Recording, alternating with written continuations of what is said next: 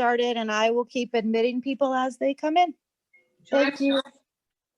Well, welcome everyone. Thank you for joining me on this rainy, yucky day. I'm really glad I didn't have to pack up my car in the pouring rain and come to a school and unpack my car in the pouring rain. Anyway, there are some benefits to doing this via Zoom. So those of you who don't know me, my name is Debbie Yenster. I've been doing cooking demos for the county for almost 10 years. I was a social worker in a former life and went back to school and got my degree in integrative nutrition because it was really apparent to me that people can't do well unless they're fed well. And so many people are surviving on crap. It's really my pleasure to introduce people to the benefits of eating whole foods, not foods that come out of a box. And so in that vein, we're going to be doing healthy holiday recipes today. So I won't be preparing a turkey. I suspect that most of us will have a very different Thanksgiving than we traditionally do. When my local CSA farmer sent an email back in the spring about raising turkeys, I thought maybe they should really do Cornish hens this year. Turkeys are good for a crowd, a little challenging for a family of 2 or 4 or 6. Anyway, be that as it may, you could always do turkey legs, you could do a turkey breast, or you could skip the turkey altogether. Today I'm going to focus on some of the other dishes that we're doing at Thanksgiving. And one of my favorites is squash. Squash comes in so many varieties. This is a butternut squash, a delicata squash. This is a kabocha squash. This is a little challenging to peel and cut. I would highly recommend cutting it, roasting it whole, but making sure to pierce it in several spots so that it doesn't burst on you and really ruin your holiday. This is a spaghetti squash. Same premise. I like to cut it in half and roast it on a roasting pan, cut side down, but you could also do it whole with lots of fork piercings to let out some of the steam. So a lot of people find squash very difficult, and as such, you can find it often pre-cut at the supermarket. The key to cutting a squash is having a good, sharp, heavy knife. So you'll see I'm using gloves because squash tends to dry out your skin and stain it, and it's really pretty unavoidable unless you're wearing gloves. This skin is actually edible. You could cut it into quarters and roast it and enjoy the skin, but for this particular dish, I prefer it peeled. And you don't have to go very far into the peel. You can just use a vegetable peeler and get that first tough layer of peel off.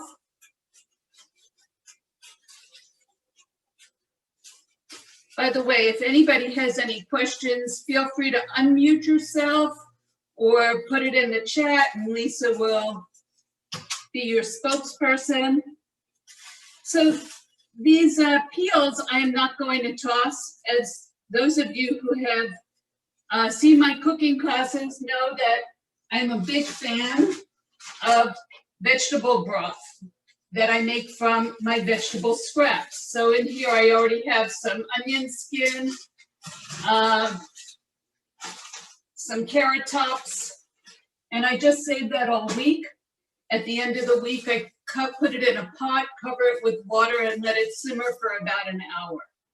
So we want pieces that are about 2.5 inches long and about 1 inch thick.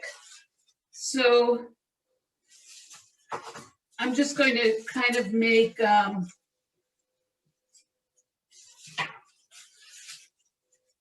pieces about that shape.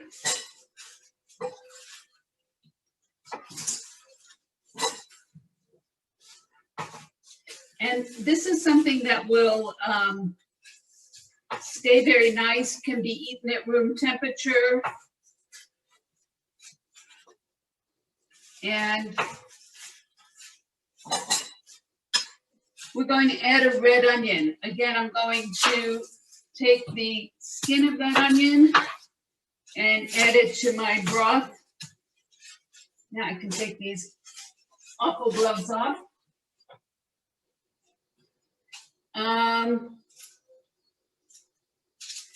So you want to try and keep the onion from falling apart. You want quarters or eighths that kind of stay intact, because otherwise they burn too easily.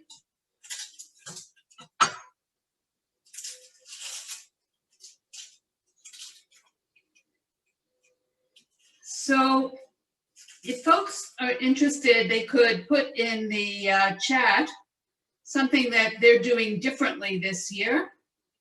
I know some people are cooking on Zoom with family in other parts of the country. Some people are sharing recipes in advance.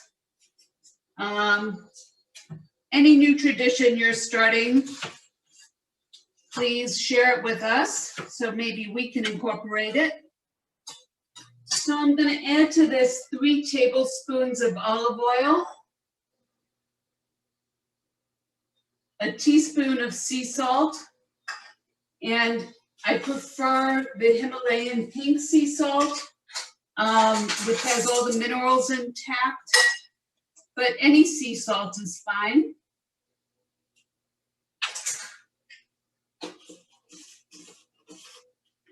And a little bit of black pepper. As I've said numerous times, black pepper is not just for taste, it also helps to make our food more bioavailable, the nutrients more bioavailable. So it helps you to absorb those various nutrients that you're getting from your food. So we're just going to lay this out on a roasting pan.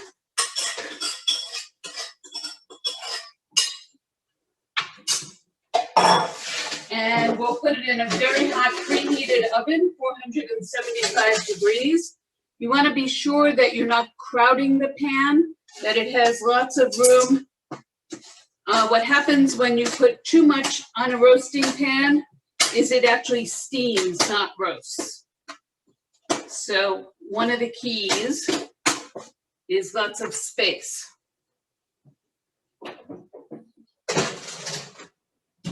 Okay, so we'll get rid of our onion skins.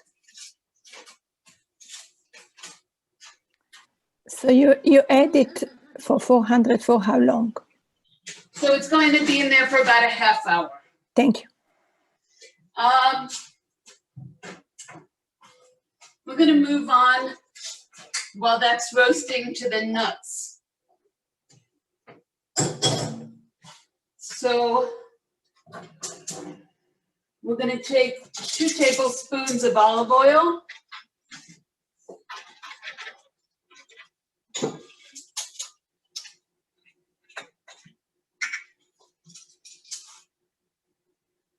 In a non-stick pan.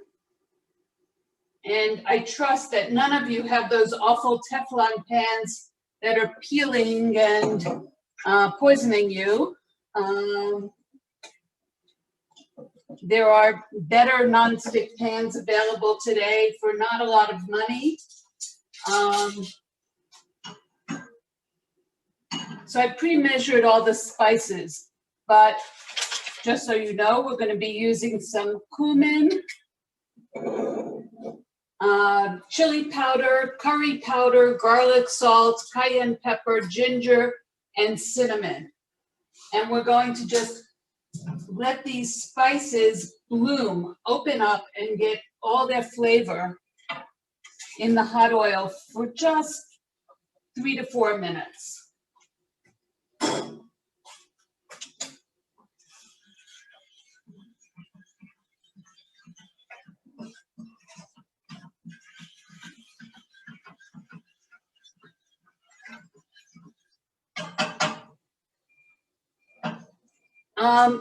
The almonds that I'm using are actually raw almonds, but you could also use roasted almonds. You'll probably cut the amount of roasting time slightly if you use pre-roasted almonds. So in another moment, we'll add the spices and oil to the nuts, lay them out on a baking sheet, and then put them in a 325-degree oven. And they just need about 15 minutes. When they come out of the oven, we'll sprinkle them with a little bit more salt, some coarse salt, maybe some more garlic salt, and then let them rest for 2 hours. That's the hardest part. They smell divine, and they're very tempting. Of course, you can vary the spice mix as you like. So if you, like me, are a hothead and enjoy cayenne pepper, then put a little bit more. If you're not fond of curry, then leave it out. The great thing about cooking is you can improvise and make it your own. So I think this is had enough time. And these plastic rubber spatulas are just great for really scraping a pot clean. We're going to make sure that all the nuts are covered. So I like to give this as a holiday gift, and I will measure out like 10 little cups of the spice mix and make 10 different batches. I don't recommend doubling or tripling the recipe on one cookie sheet for the same reason. It gets very crowded and it doesn't roast properly. So again, our great little spatula is doing a fine job with this bowl.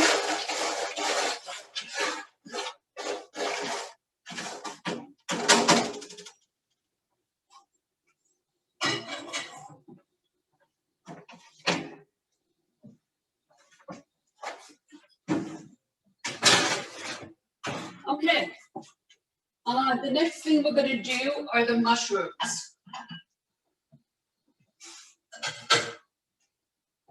If you don't like mushrooms, you could certainly use Brussels sprouts for this recipe. I would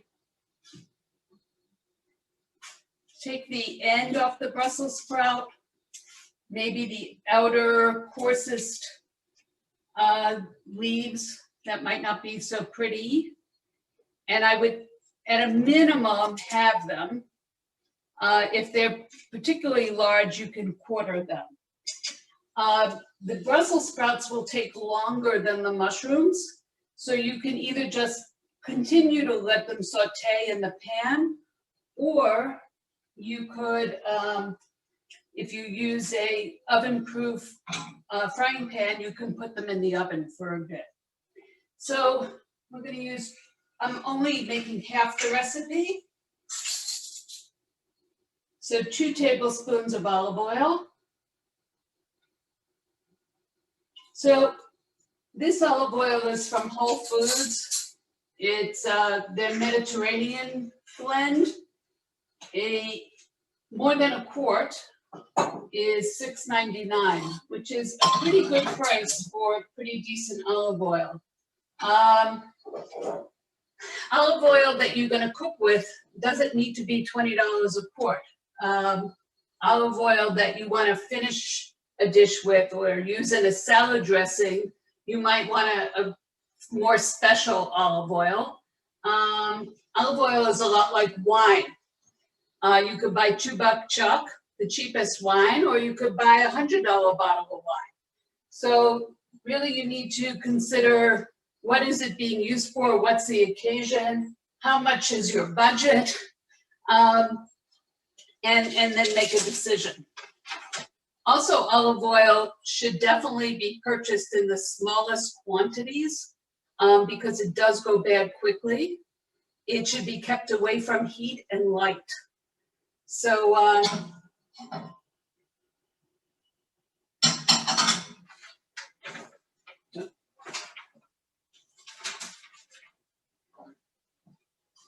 so I have some mushrooms here that I'm going to saute.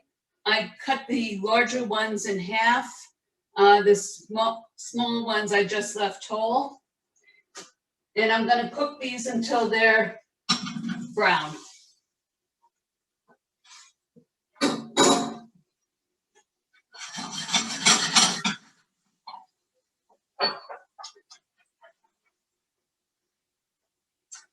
We're gonna add some vinegar, salt, red pepper, and we're gonna season with pepper. These are so aromatic. So when, in the olden days, before COVID, when I was entertaining, these were a great appetizer because the aroma just was tantalizing. They're very quick. They take about 5 minutes. You can make a whole bunch of them and serve them alongside your meal, or they can be served as an appetizer. So, what's in the chat? Anybody have any special things they're doing this Thanksgiving? We're doing a curbside pickup. So everybody has signature dishes. And so they're gonna, we already put our order in for everybody's signature dish. And so therefore we're gonna have one house and people are just gonna come by and pick up their dishes to take and put on their Thanksgiving table. And then we're gonna do a virtual Thanksgiving. That is brilliant. So what are you making? I'm making potato salad, sweet potato pies, mac and cheese, and candy yams. Oh, That's what they order. I mean, I have like well, I usually cook a lot. We usually, we have a big family that always get together and everybody has a signature thing that they do. So that's mine, I guess. Everybody likes to request. So great. Who else? Anybody?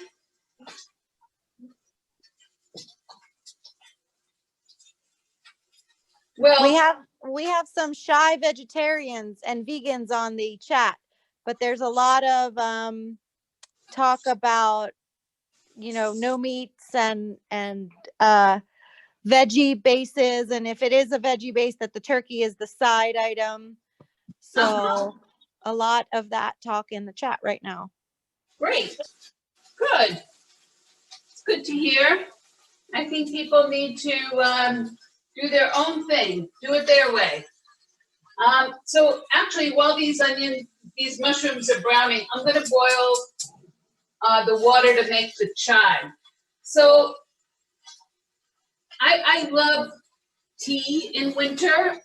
It's just really warming and comforting. I have a whole cabinet of teas, but my favorite is chai. And chai simply means tea. And masala chai is spiced tea. So we're going to be adding a cardamom pod, a clove, and 2 peppercorns. Really not much in the way of spice. You could, if you don't have a mortar and pestle, you could certainly crush this under a heavy measuring cup. But a mortar and pestle works nicely. We're also adding a half a cinnamon stick and 2 slices of ginger. So between the spiced nuts and the spice mix that's going to go on the squash and the chive and the hot peppers that are going to go on these mushrooms, we are using a whole lot of spices in today's recipes. And spices are not just delicious, they're also super healthy. So, for example, garlic is the original medicine. Ginger is great for nausea, dealing with nausea.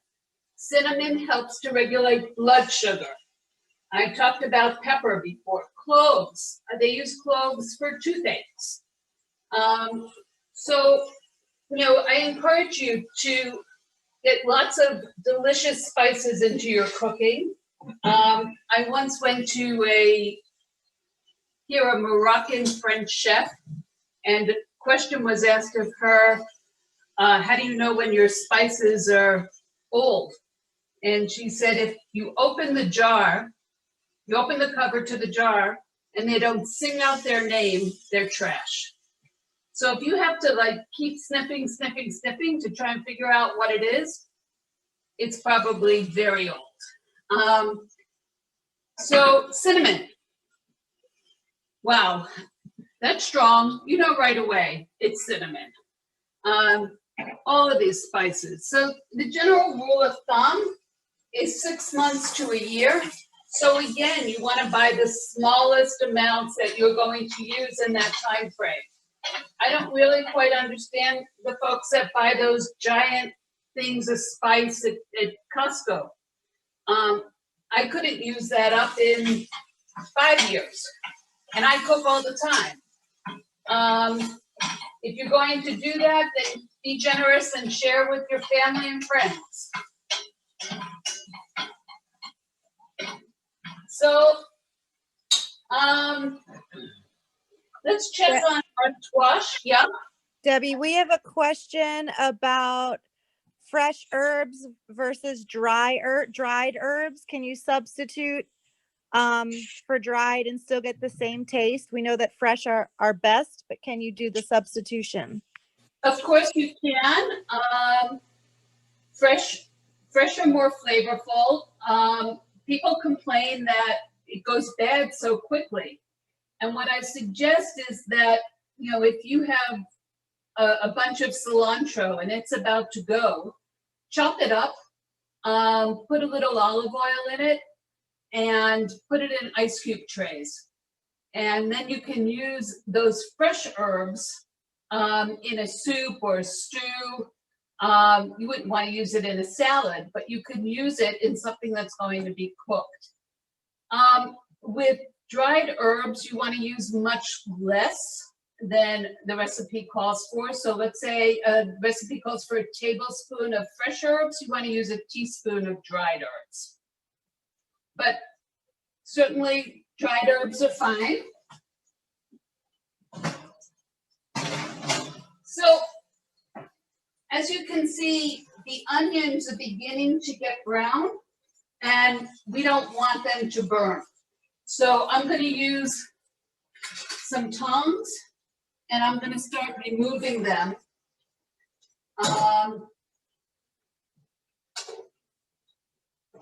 So that we don't have a burnt offering.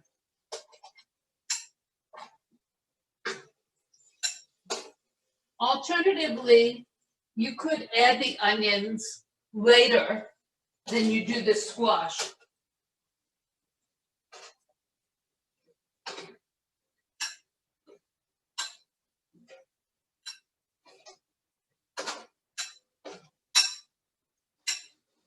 This will just need about 5 more minutes.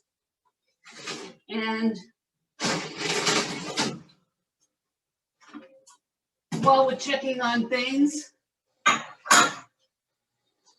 let's take a quick look at the nuts and give them a shake.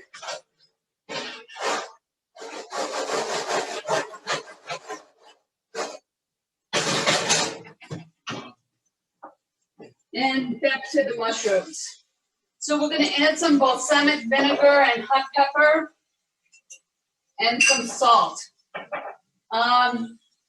So a half a teaspoon of salt as I'm cutting the recipe in half.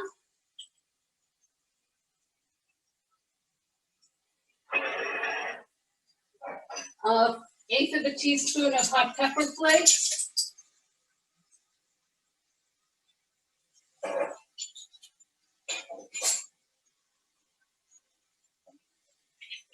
And 1.5 tablespoons of balsamic vinegar. Now this is going to flare up, and you want to not be right over it because that vinegar in your face might not be pleasant. Just cook it for 1 more minute.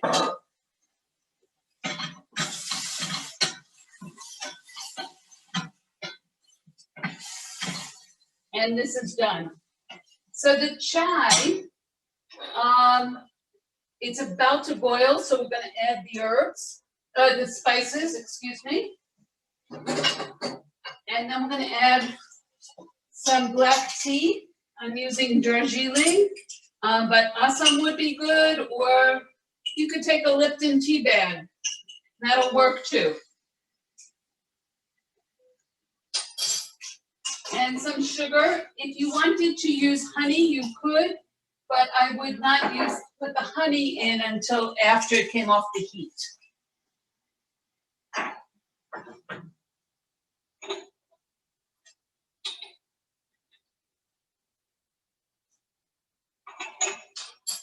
We're going to add 2/3 of a cup of milk.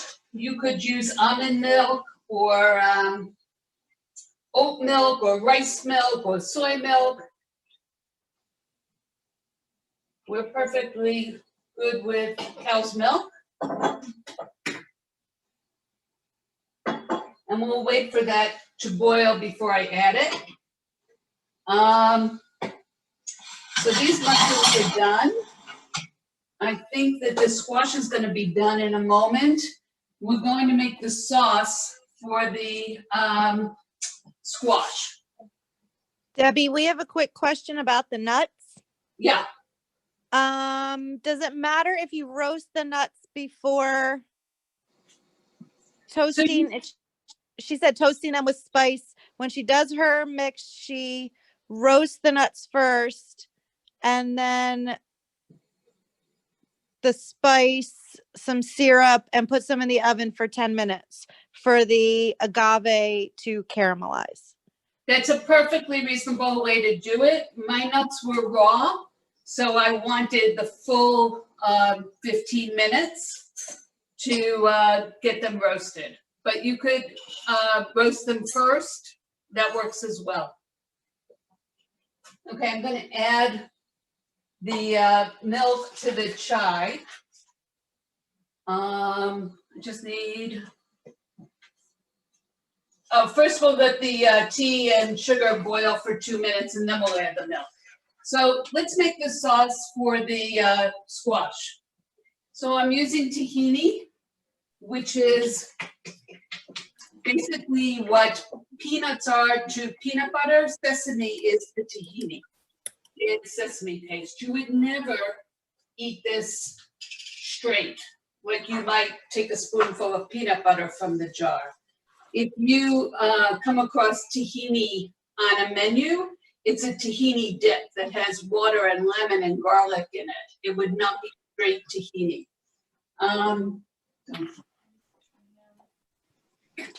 Debbie, we have a quick question about utensils. Yes. The question is, when you use cooking utensils, does the type of utensil make a difference? Like, is bamboo better than plastic?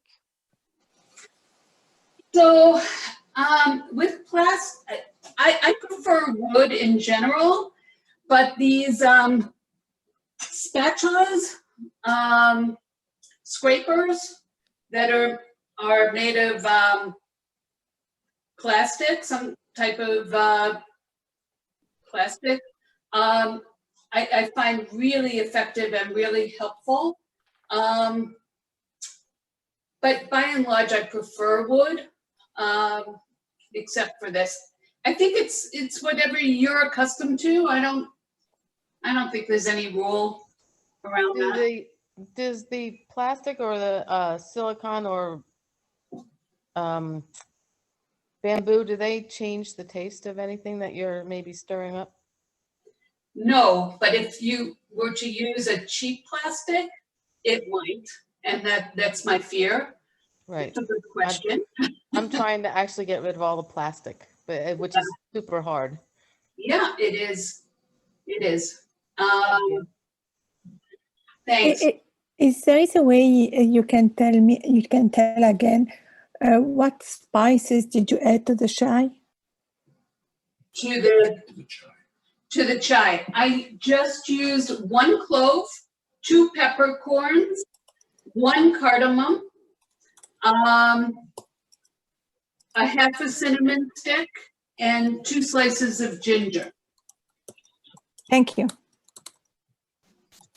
And I'm adding the milk, and I'm going to let that come to a boil, and then I will serve it.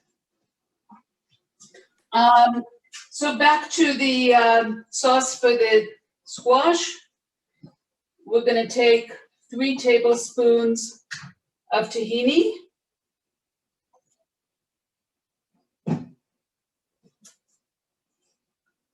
So I had used this measuring cup with oil before I put the tahini in, which is a great trick because it doesn't adhere to the cup as badly as it would normally. A tablespoon of lemon juice. Debbie, do you use a specific brand of tahini? I am a huge fan of this Soom, S-O-O-M. I think I'm actually not sure where it's made, but I know, it's a product of Israel, and it is available at Whole Foods, Mom's, Roots. I think it's a great one. There are many others. If you go to the Middle Eastern store, there's an entire row of tahini. I think the only one I really don't like is the one in a can. It's like an orange can. That's awful. Actually, I don't like Thrive has one that comes in a plastic like pouch. That's pretty bad too. But I think if you find something that's from the Middle East, it's bound to be good. So we're going to add a tablespoon of lemon juice, a small clove of garlic. So I always use fresh garlic. I think it has so many health benefits that this time of year, and this year in particular, you want to eat as much garlic as you can. Put it in your salad dressing, add it to your soups.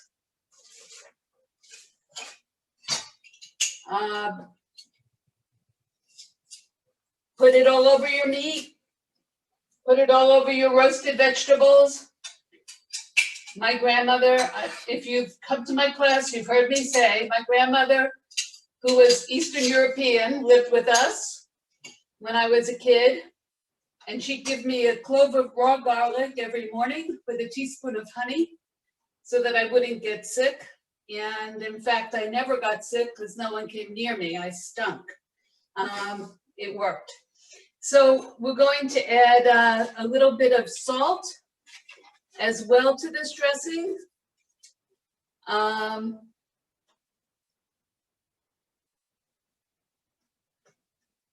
quarter of a teaspoon.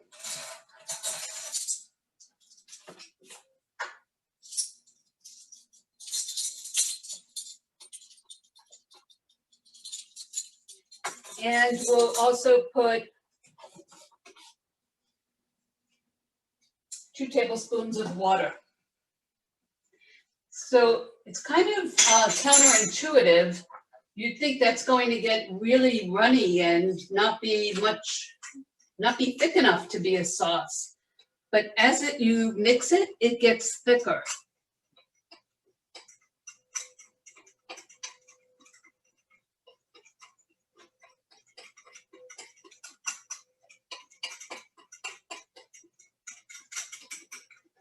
If I left it overnight, you'd probably have to add water the next morning. So you want it the thickness of honey, and that's exactly where it's at right now. If it was too thick, you'd add more water. If it was too thin, you'd add more tahini.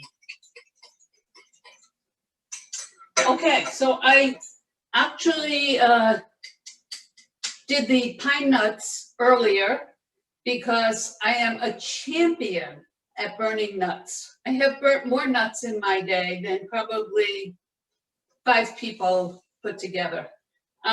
So I have a motto, no cooking without looking. And while I'm talking and trying to teach, it's hard to keep an eye on the nuts. So I basically just sauteed them with a teaspoon of olive oil and a half teaspoon of salt, and kept looking because nuts will go from raw to burnt in a second, and they're all ready to go. So we're going to take the squash out.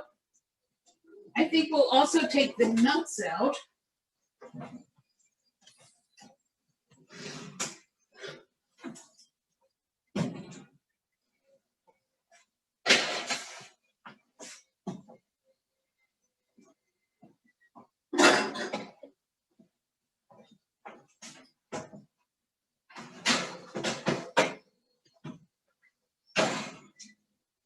So with the nuts, all I'm going to do is add some coarse salt. Again, this is the Himalayan salt.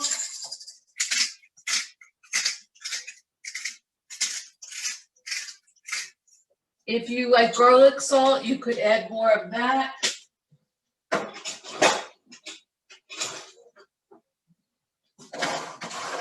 We'll scrape up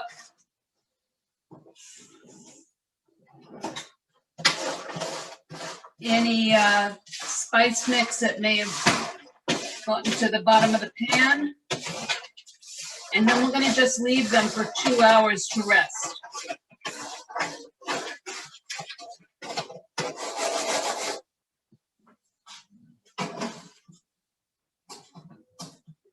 Okay, so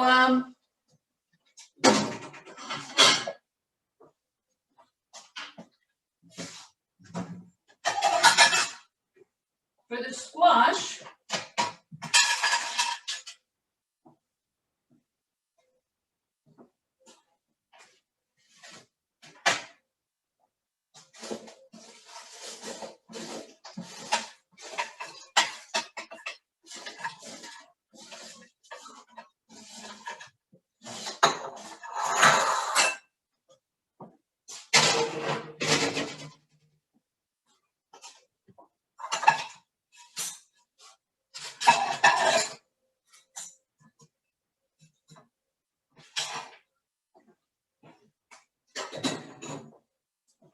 we'll sprinkle the pine nuts, some tahini,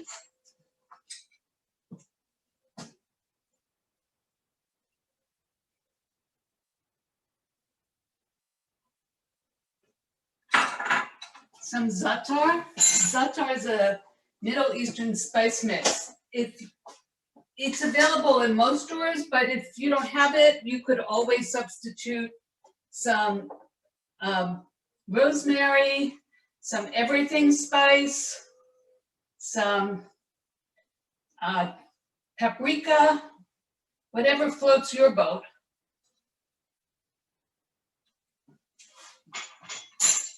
And we'll do some fresh parsley.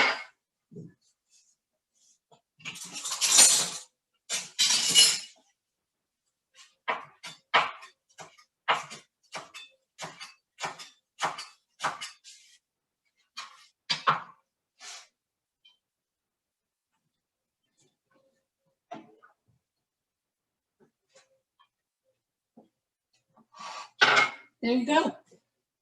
Looks festive to me. We'll plate the mushrooms.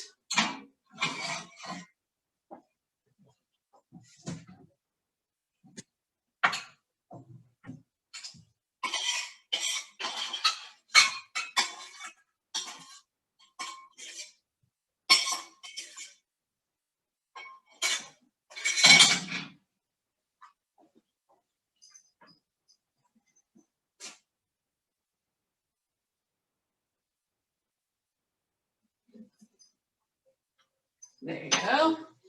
And the nuts, I just happen to have some that I made the other day.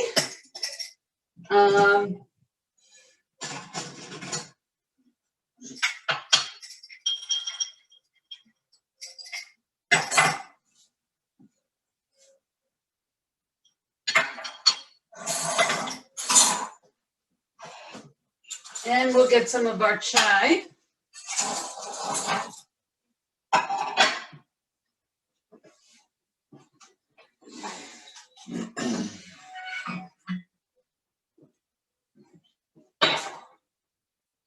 So you just want a little strainer.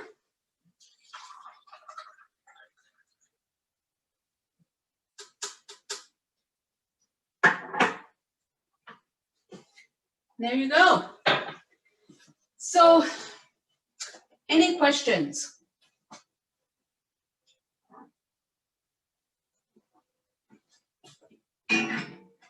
So, I would like to talk about sweet potatoes, which are so quintessentially Thanksgiving.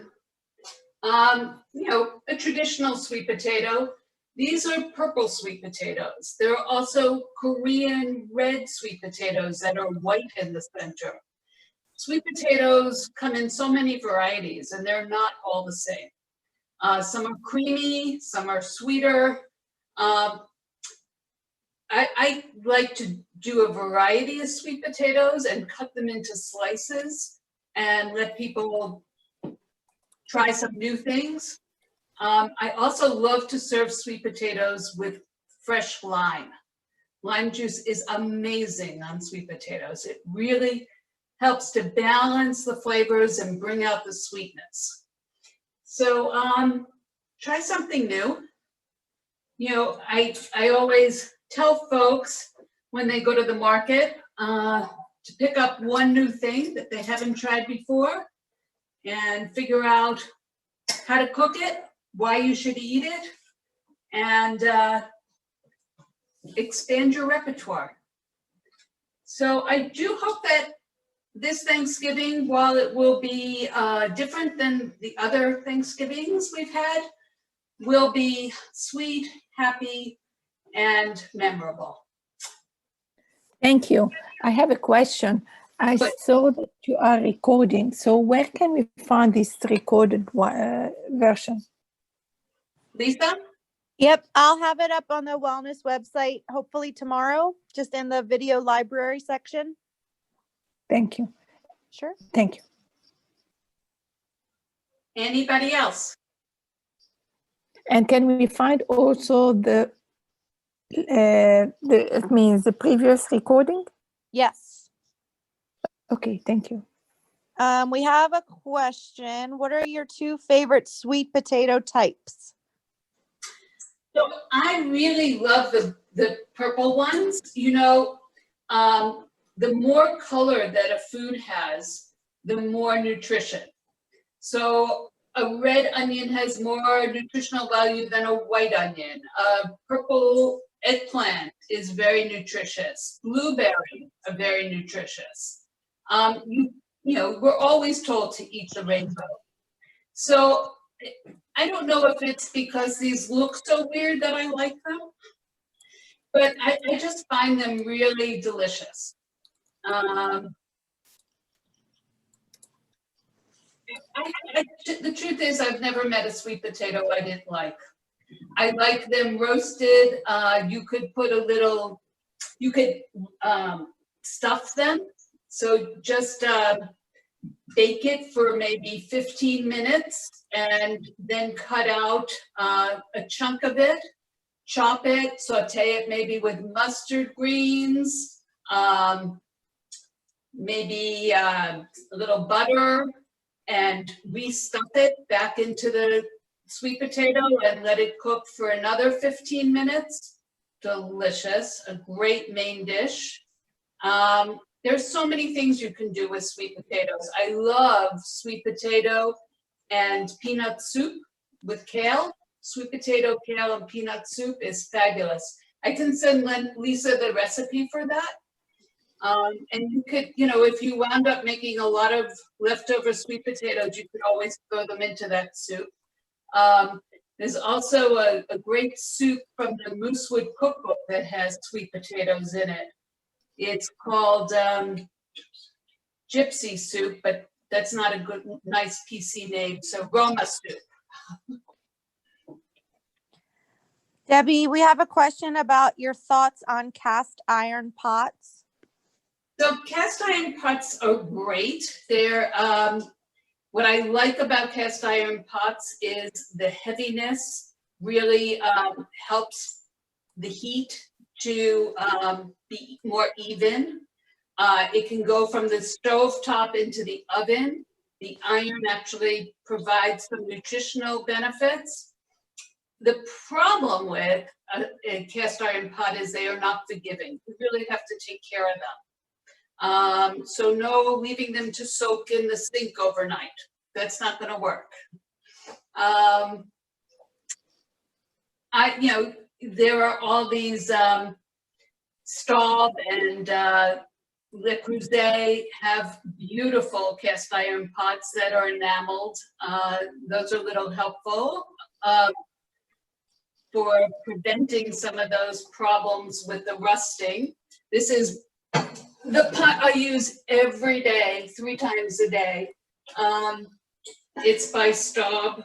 It's just a super pot.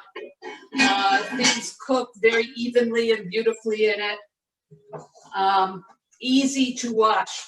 So you'll notice that if you burn something in a inexpensive light pot, you'll never get it clean. It'll just never come off. But a heavy pot will be more forgiving and will get clean more easily. Other questions?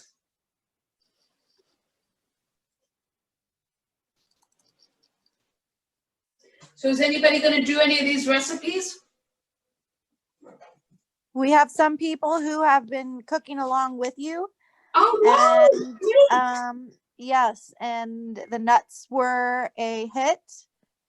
And some others are definitely going to try. We see, looking forward to trying the squash dish, the chai, the nuts. So yeah, everyone seems very excited. Terrific. So I'd like to end my classes with the words of the Culinary Institute of America, which is, their tagline is, "Food is life, create and savor yours." One more time. Food is life, create and savor yours.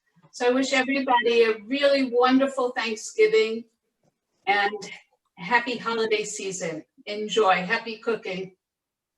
Thank Debbie, you. I can't let you go yet. We got 2 more questions. Okay, I'm here.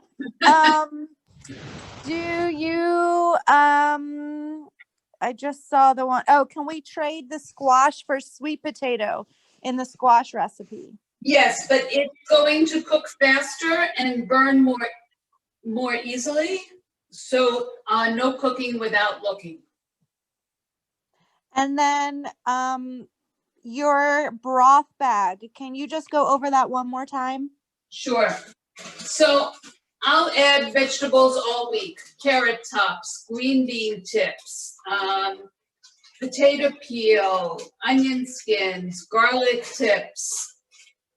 I won't put things like cabbage core or broccoli stems or cauliflower core because that's too sulfurous and stinky. So think when you're choosing the vegetables that you're gonna put in, what will be enjoyable? I like to put mushroom stems in here. I use a lot of shiitake mushrooms, and the stem of a shiitake mushroom is too fibrous. So I throw it in the broth bag, and that makes delicious broth. The mushroom tips, really all kinds of stuff that isn't too sulfurous. And then at the end of the week, I put it in this red pot, cover it with water and bring it to a simmer and let it simmer for an hour. I'll use that broth as the base of a soup. Even if your soup recipe calls for water, you could substitute that broth, which will be much more highly nutritious and more tasty. Or I'll cook my grains in that broth, rice or barley or kasha, or whatever I'm making. You can freeze it. So if you find that you're going out of town and you're not going to be using it, you can put it into a jar. Just make sure there's headroom, make sure it's cooled off. Or you can put it into a plastic container, those of you who use plastic. It also will stay in the fridge for about a week. So There was a question about peppers, different colored peppers going in that bag. And I think it's mostly the waste that you're not using. right. Correct? So it's what would normally go in the compost bin. So it's the tips and the so with peppers, what the parts I'm not using, are usually the seeds, and I'm throwing those away. The stem, I'm throwing that away. So I don't tend to use much pepper in there. But having said that, I'll remind you that pepper, red pepper, yellow pepper, orange pepper, is a fabulous, fabulous source of vitamin C, has more vitamin C than oranges. Not the same marketing department that Florida oranges have, but eat lots of peppers. They're really good for you. And green peppers are unripe peppers, and that's why so many people have a problem digesting peppers. They're probably eating green peppers, which are not meant to be eaten. Other questions?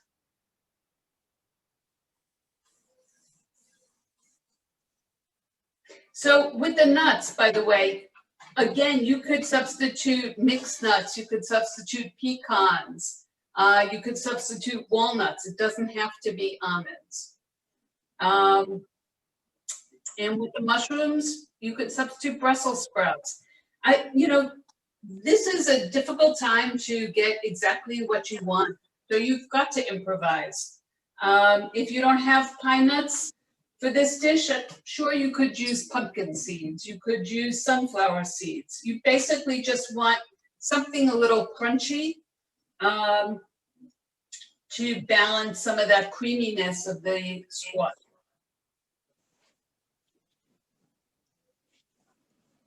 Okay, well, thank you, Debbie, so much. We always appreciate it. And I believe we have our date scheduled for December. December 16th. Great. Then we will do this again. And I will make sure that the recording gets up on the website with the recipes. And if there's any